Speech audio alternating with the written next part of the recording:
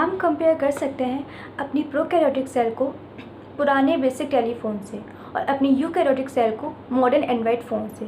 जिस तरीके से पुराने बेसिक टेलीफोन्स कम डेवलप थे और उनका इवोल्यूशन हुआ और बन गए हमारे मॉडर्न एंड्रॉयड फ़ोन्स, उसी तरीके से हमारी जो प्रोकैरियोटिक सेल्स थी ये प्रिमिटिव सेल्स थी और ये डेवलप्ड सेल्स नहीं थी। इनका इवोल्यूशन हुआ और ये convert. Hey everyone, welcome to Science Club.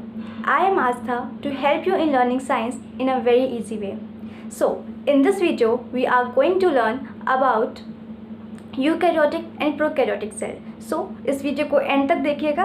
Of course आपको कुछ ना कुछ नया सीखने और नया जानने को मिलेगा। So let's start. So guys, सबसे पहले जब ओरिजिन ऑफ लाइफ पढ़ा था तब हमने देखा था कि सबसे पहले लाइफ कैसे ओरिजिन हुई थी। कुछ मॉलिक्यूल्स बने थे, प्रोटीन के मॉलिक्यूल्स बने थे एंड देन उनमें इवोल्यूशन हुआ, फिर फाइनली जाके एक लाइफ सेल बनी। तो जो सबसे पहले लाइफ सेल बनी थी वो सेल थी हमारी प्रोकैरियोटिक सेल। तो इसीलिए प्रोकैरियोटिक सेल को हम बोलते हैं प्रिमिटिव सेल। और ऑब्वियसली जो चीज़ पहले बनी हुई है तो इतना एक्सपीरियंस नहीं होता, इतना एवोल्यूशन नहीं होता, तो वो सेल कैसी थी? अनडेवलप्ड थी, डेवलप्ड सेल नहीं थी। तो आज हम पढ़ने वाले हैं प्रोकैरियोटिक सेल के कुछ कैरेक्टर्स के बारे में। सो पहला कैरेक्टर है, हम इसमें देखेंगे कि प्रोकैरियोटिक सेल क्या होती है। Primitive and incomplete cell. Prokaryotic primitive cell है और इनकम्प्लीट सेल है। ओके, फिर उसका दूसरा पॉइंट है इसमें nuclear membrane, nucleus and well developed organelles are absent. हमें ये ध्यान रखना है कि प्रोकैरियोटिक सेल में न्यूक्लियर मेम्ब्रेन एब्सेंट होती है, न्यूक्लियस एब्सेंट होती है, साथ में वेल डेवलप्ड ऑर्गेनेल्स भी एब्सेंट होते हैं। यानी कि कोई भी ऐसे ऑर्गेनेल्स वहाँ पे प्रेजेंट नहीं होते जिनमें मेम्ब्रेन हो, जो ज़्यादा फंक्शन कर सके। सारे ऑर्गेनेल्स जो भी होते हैं वो सब सिंपल होते हैं। नेक्स्ट पॉइंट है 70S ribosome is present. Ribosomes 2 type के होते हैं, 70S and 80S। So prokaryotic cell में 70S राइबोसोम प्रेजेंट होता है। फिर है free nuclear material, protein, DNA and RNA are in contact of cytoplasm. अब ये देखिए क्या होता है। एक्चुअली मान लीजिए ये हमारी प्रोकैरियोटिक सेल है।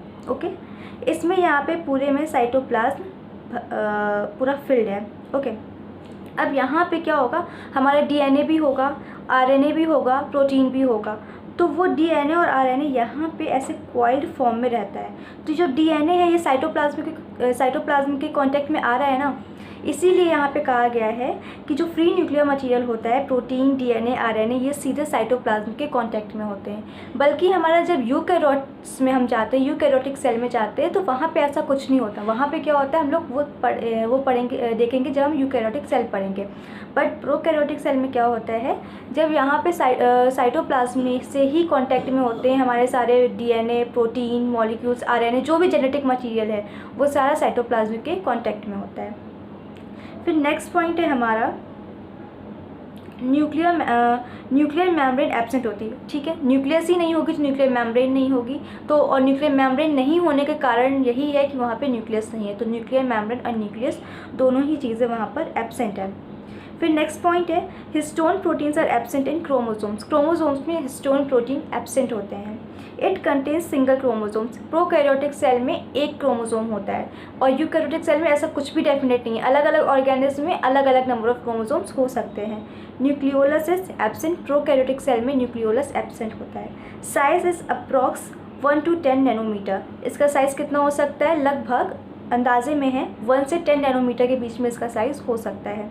Cell division takes place by fission और बडिंग। सेल डिवीजन इसमें किस मीडियम से होता है? फिजन के थ्रू या फिर बडिंग के थ्रू। फिजन और बडिंग एक्चुअली में क्या है, ये हम लोग बाइनरी फिजन या फिर जब हम लोग एसेक्सुअल रिप्रोडक्शन पढ़ेंगे तब वहाँ पर देखेंगे। बट अभी हमें सिर्फ इतना ध्यान रखना है कि इसमें जो डिवीजन होता है वो फिजन और बडिंग इन दोनों के थ्रू होता है। एग्जाम्पल्स है हमारे बैक्टीरिया, आर्के बैक्टीरिया, साइनोबैक्टीरिया। साइनोबैक्टीरिया का ओल्ड नेम है ब्लू ग्रीन एल्गी और ब्लू ग्रीन एल्गी का जो न्यू नेम है वो है साइनोबैक्टीरिया। सो जितने भी बैक्टीरियाज आते हैं, जितने भी आर्के बैक्टीरिया हैं और जो हमारी साइनोबैक्टीरिया, ये तीनों चीज़ें हमारी प्रोकैरियोटिक सेल के एग्जाम्पल हैं। आई होप आपको प्रोकैरियोटिक सेल समझ में आया होगा, ये आपको क्लियर हो गया होगा। फिर नेक्स्ट है हमारा यूकैरियोटिक सेल। यूकैरियोटिक सेल में क्या है? Nuclear membrane, nucleus and well developed organelles are present. Nuclear membrane, nucleus, well developed organelles are present. यानी कि यूकैरियोटिक सेल में न्यूक्लियर मेम्ब्रेन है, न्यूक्लियस है, न्यूक्लियस है, न्यूक्लियस के बाहर न्यूक्लियर मेम्ब्रेन है, वेल डेवलप्ड ऑर्गेनेलीज है, यानी कि सारे जो ऑर्गेनेलीज हैं वो कम्प्लीटली डेवलप्ड है, मेम्ब्रेनल है, अपना फंक्शन प्रॉपर अच्छे तरीके से करते हैं।